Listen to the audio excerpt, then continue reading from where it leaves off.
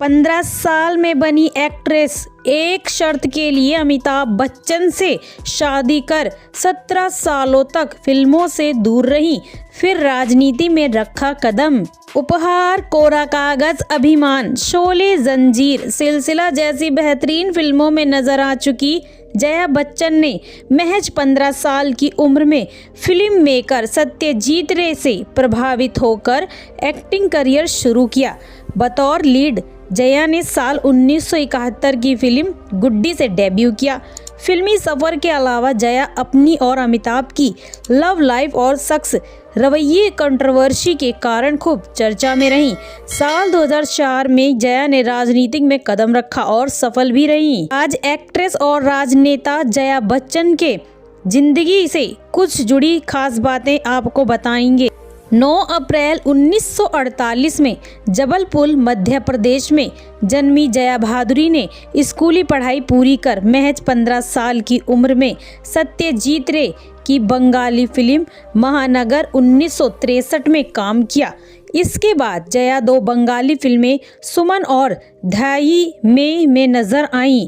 बंगाली फिल्मों में सत्यजीत रे के साथ काम करते हुए जया ने पुणे में फिल्म एंड टेलीविजन इंस्टीट्यूट में दाखिला ले लिया, जहां उन्हें ग्रेजुएशन में गोल्ड मेडल मिला। जया भादुरी से सबसे पहले अमिताभ के साथ बंसी बिरजू में नजर आईं।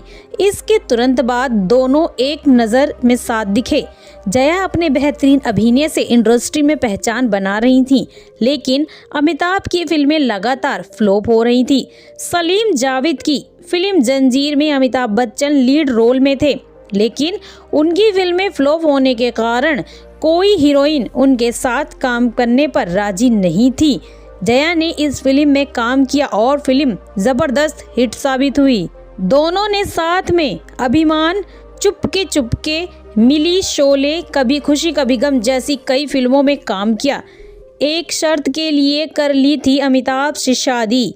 जी हां, जंजीर फिल्म हिट होने के बाद अमिताभ जश्न मनाने के लिए जया के साथ लंदन जाना चाहते थे, लेकिन उनके पिता ने शर्त रखी, अगर वो जया के साथ जाना चाहते हैं तो उन्हें पहले शादी करनी होगी। अमिताभ राजी हो गए और दोनों ने 3 जून 1973 में शादी कर ली। दोनों के 2 बच्चे, बेटी श्वेता बच्चन और अभिषेक बच्चन हैं। बात करते हैं प्रेगनेंसी में शूट की शोले फिल्म। 1975 की फिल्म शोले की शूटिंग के दौरान जया बच्चन प्रेग्नेंट थी।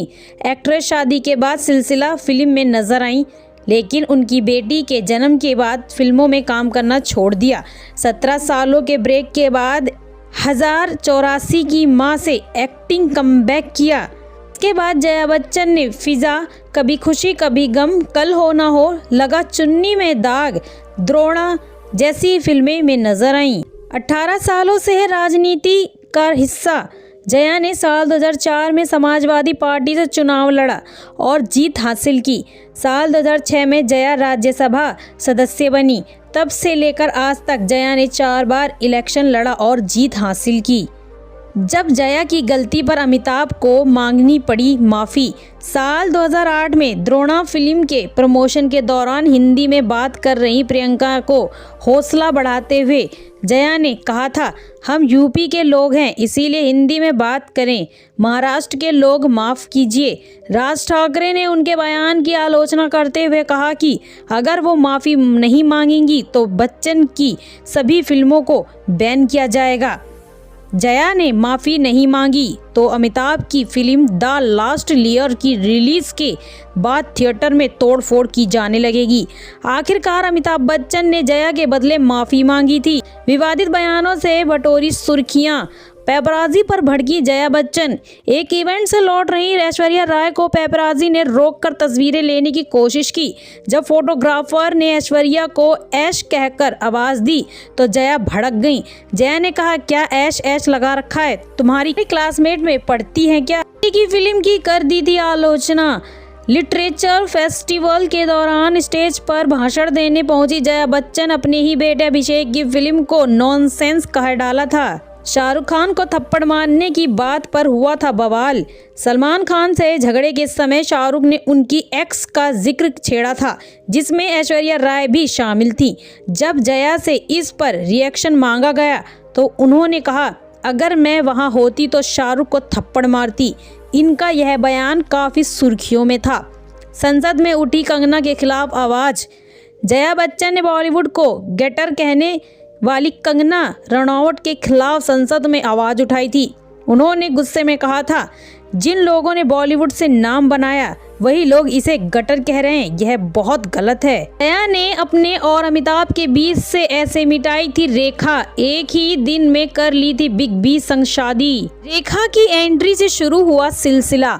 जया और अमिताभ के रिश्ते में शादी के 3 साल बाद रेखा ने फिल्म 2 अनजाने से एंट्री मारी थी। बिग बी और रेखा की ऑन स्क्रीन केमिस्ट्री हिट होने के साथ ही दोनों के बीच ऑफ स्क्रीन पर इश्क की खिचड़ी पकने लगी थी।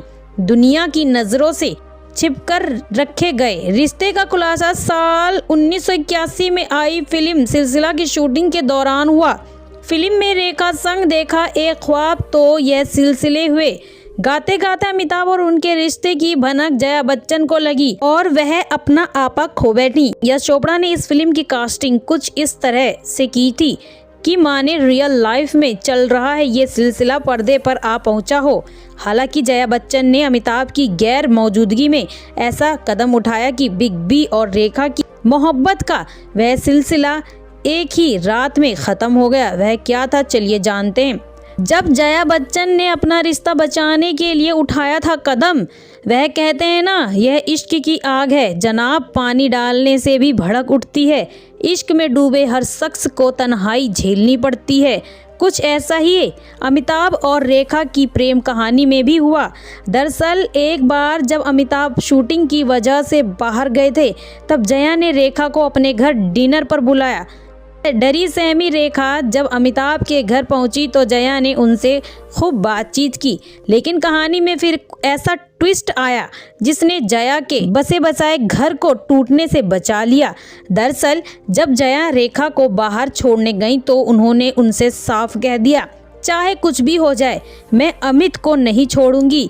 बस यह बात सुनकर रेखा के पैरों तले जमीन खिसक गई और उन्होंने अमिताभ का साथ पाने के सपने को हमेशा हमेशा के लिए छोड़ दिया।